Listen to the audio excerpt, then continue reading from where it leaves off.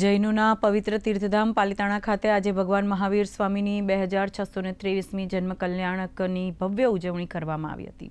આ તકે પાલિતાણા ઉપરાંત અન્ય રાજ્યોના સાધુ ભગવંતો સાધ્વીઓ અને વિશાળ સંખ્યામાં જૈનેતરોની ઉપસ્થિતિમાં ભવ્ય રથયાત્રા નીકળી હતી।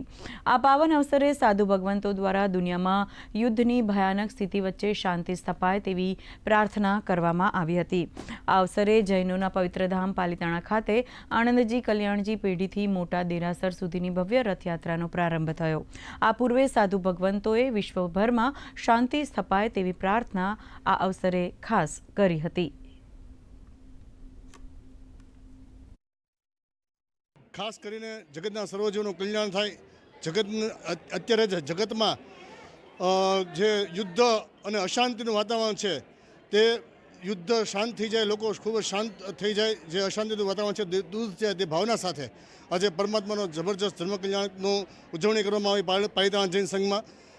અને ખાસ કરીને જબરજસ્ત બધાના સુમેળથી એક ભવ્ય રથયાત્રાનું આયોજન કરવામાં આવ્યું હતું અને ખૂબ જ સરસ રથયાત્રા થઈ।